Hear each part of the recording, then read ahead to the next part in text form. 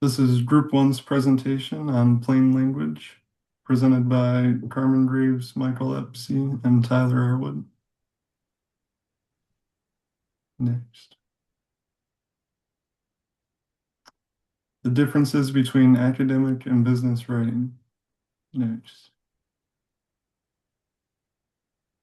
To business communication versus academic writing. To be a good communicator in business, you might have to unlearn some of the things that made you a good academic writer.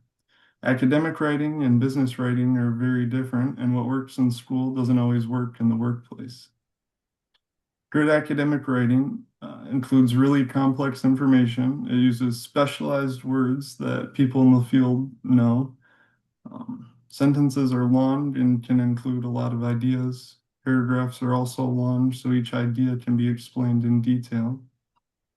Academic writing is formal. It avoids I, you, contradiction or contractions, and sometimes even we. It requires citations, and styles like APA and MLA are very detailed and have to be followed exactly. Grammar rules are strict, and the Oxford comma is preferred, while colons are used after full sentences and before lists. All of these rules help make the writing precise and professional. Next. Good professional writing. Professional writing is different. The goal is to get your ideas across clearly and quickly.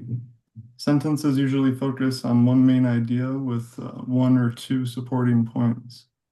Paragraphs are short, usually 4 to 8 lines, which makes it easier for someone to read and understand. Professional writing is also more informal. You can use I, you, we, and contractions. Specialized words and jargon are avoided unless they're necessary. Academic and business writing are different mainly because they have different audiences. In business writing, clarity is the most important thing. The reader should get the point without having to dig through complicated sentences or long paragraphs. Next. The academic writer or reader. One of the biggest differences is who the writing is for. Academic writers and readers are usually specialists in their certain field. That's why academic writing can be hard to read if you're not within that field. Academic writing often has page after page of text and long gray paragraphs. Sometimes there are graphs, pictures, or diagrams, but it's mostly dense text. And it can feel like a lot to get through. Even though it's dense, academic writing gives the reader a lot of information.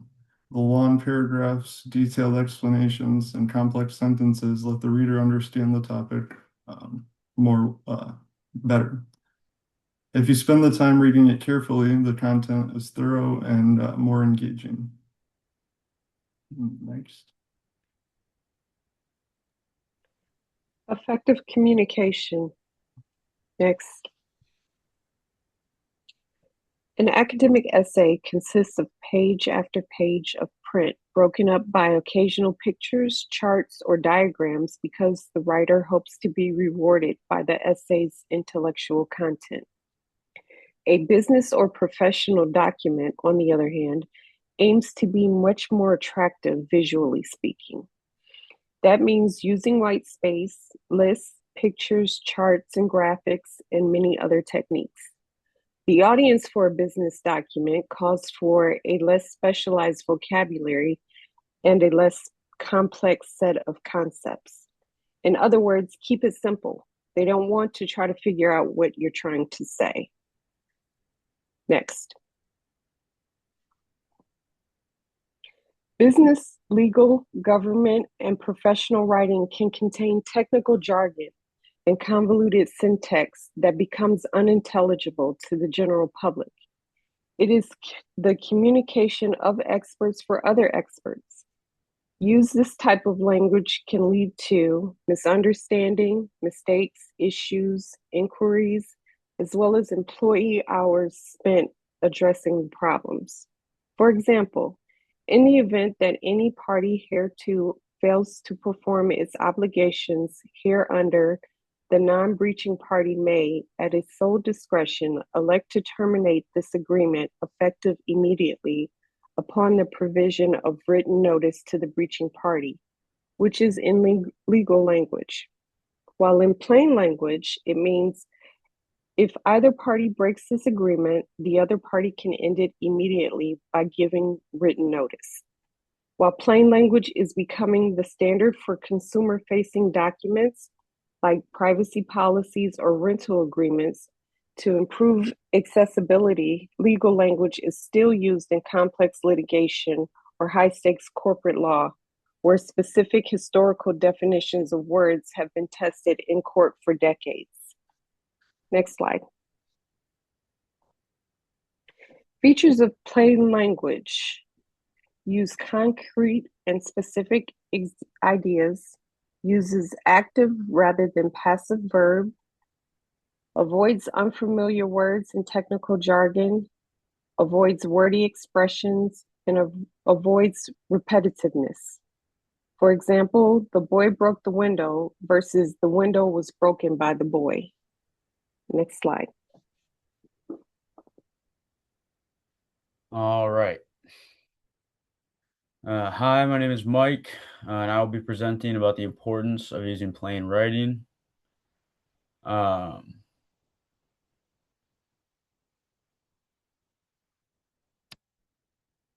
This slide right here will be about the use of legal jargon and plain writing in legislation.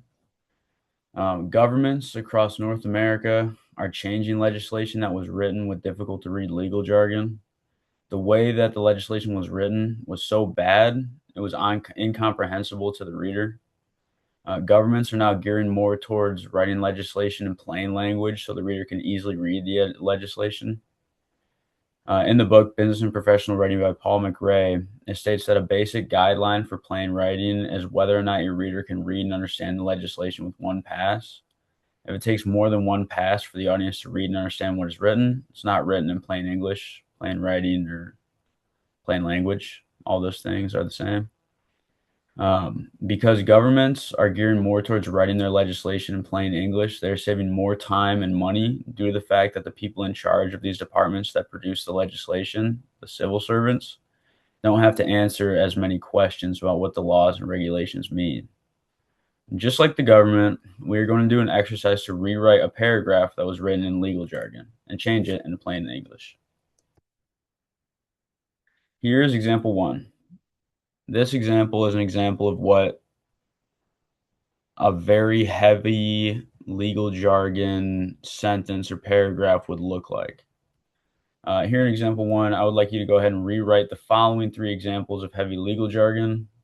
I would like you to rewrite them into plain English. If you are doing this exercise, please pause the video now and rewrite the 3 paragraphs in plain English. Now I'm going to read the first example. Example A. Example A states that when the process of freeing a vehicle that has been stuck results in ruts or holes, the operator will fill the rut or hole created by such activity before removing the vehicle from the immediate area. Not that bad, right? But when you read the plain English version of example A and exercise 1 answers, you get, if you make a hole while freeing a stuck vehicle, you must fill the hole before driving away. This, however, is a lot easier to read. Rewriting legal jargon into plain English can have a lot of benefits. The government released a statement about these benefits on their website, www.plainlanguage.gov. Here are those benefits. Some of the benefits of rewriting legal jargon into plain English are that it can improve compliance. It can help express thoughts clearly, which reduces the likelihood of legal challenge. It responds to the needs of the audience, so people don't feel their time is unnecessarily wasted by having to reread and do all these things that are ridiculous and take too much time. And ultimately, it reduces the cost for the public. There's fewer calls from customers by about 80%, which is a really big number. There's less time used for users to solicit a problem, about half the time. There's fewer errors by customers from 40 to 20%. And there's high rates of compliance with government regulations by more than twice as high.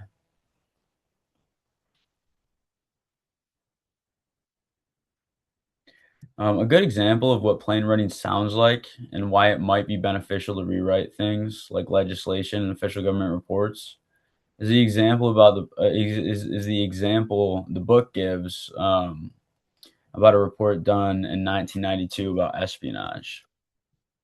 The original report from this 1992 report read something like this. Economic espionage may be defined as the illegal or clandestine acquisition of critical economic information and technology by foreign governments or their surrogates. Now, I don't know about you, but I got absolutely nothing from that report, besides the fact that it was talking about espionage. This is why legal jargon is so unpalatable. If written in plain writing, the 1992 report would read: economic espionage means foreign governments or their agents illegally obtained critical economic or technological secrets. After reading that in plain writing, I kind of actually understand what espionage is, and that they're not talking about someone committing espionage, but just describing what the word actually means. Without plain writing, I would have to look up every individual word within the report and then maybe understand what they're saying. Plain writing is universally beneficial, allowing more people to be more informed. Isn't that the point when releasing these reports, anyways? Like, it means to inform people instead of talking over them, like legal jargon or like they have to look up. Using legal jargon completely defeats the purpose of writing the report because the only people who can read and understand it are the people that are working directly in that field. Overall, plain writing has been shown to benefit not just the people that are reading legislation, reports, laws, and so much more, but it also benefits the people writing the legislation as well, saving them more time and money. The goal of this presentation was to inform you on the difference of academic writing and business writing, as well as the importance of writing in plain language. With that said, that wraps up our presentation. I hope you learned as much as I did. Thank you for listening.